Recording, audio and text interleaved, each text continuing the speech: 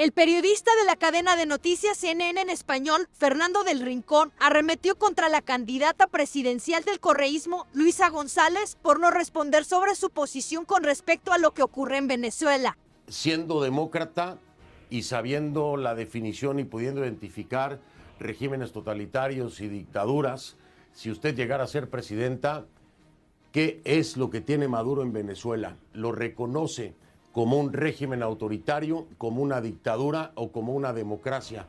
¿Cuál de las tres figuras es para usted lo que hoy tiene Maduro en Venezuela? Habría que preguntarle eso más bien a los venezolanos. Yo prefiero enfocarme en lo que ocurre hoy día en el Ecuador, donde sí puedo decir que estamos viviendo en una dictadura. No se lo voy a preguntar a los, no se lo voy a preguntar a los venezolanos, se lo pregunto a quien pretende ser la presidenta de un país, porque el riesgo de que no se pueda fijar una postura ante la situación venezolana habla muy mal de cualquiera que se denomine demócrata. Y es necesario saber cómo identificaría el gobierno del Ecuador si estuviera en manos de Luisa González a un Nicolás Maduro. ¿Por qué? Porque se trastoca la democracia.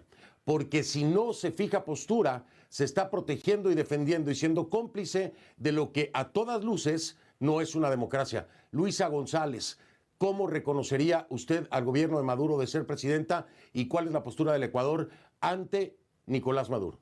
Venezuela, pues sabrá cómo lleva su vida, su democracia, con el resto de la comunidad internacional, tanto con Venezuela como con los demás países. Yo me enfocaré en aquellos puntos en los que podamos coincidir y en los que no, pues no soy yo quien debe tomar parte, ¿no? Son ellos los que sabrán cómo manejan a la interna sus procesos democráticos o no, y será el pueblo cómo les respalda o les quita el respaldo a sus dirigentes, a sus presidentes, a sus autoridades.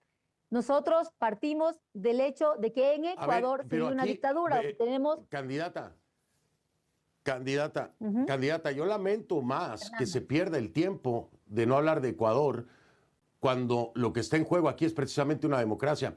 Cuando alguien pretende ser la presidenta de un país y no puede fijar postura ante un régimen que está acusado de violaciones de derechos humanos, ¿cuál es el peligro y por qué esto atañe a Ecuador? ¿Y por qué una candidata debería fijar una postura?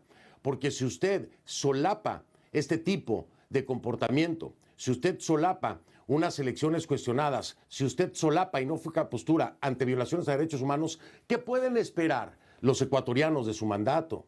Esto es de Ecuador. Esto es importante para Ecuador, porque tener a una mandataria que no pueda fijar postura sobre un régimen que ha sido acusado ante la Corte Penal Internacional y no pueda usted condenar las presuntas violaciones de derechos humanos, el presunto fraude electoral cometido en Venezuela, si usted no puede fijar postura ante eso, entonces, ¿qué le puede esperar a los ecuatorianos?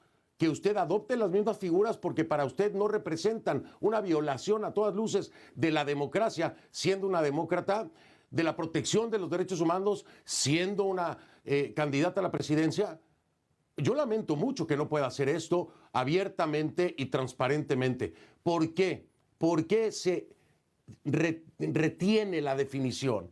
¿Por qué no se quiere arriesgar a definir? ¿Por qué no le quiere decir a los ecuatorianos, soy una demócrata que defiende los derechos humanos, que no comparte violaciones a derechos humanos, que no puede apoyar un proceso electoral que ha sido calificado prácticamente como un fraude? ¿Por qué no puede decírselo a los ecuatorianos?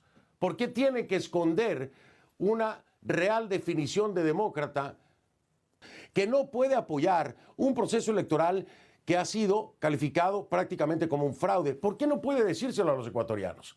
¿Por qué tiene que esconder una real definición de demócrata pivoteando hacia un tema que dice no le atañe al Ecuador? Claro que le atañe, porque usted sería entonces la mandataria que no le importaría lo que ocurre y los derechos que se violan en la región.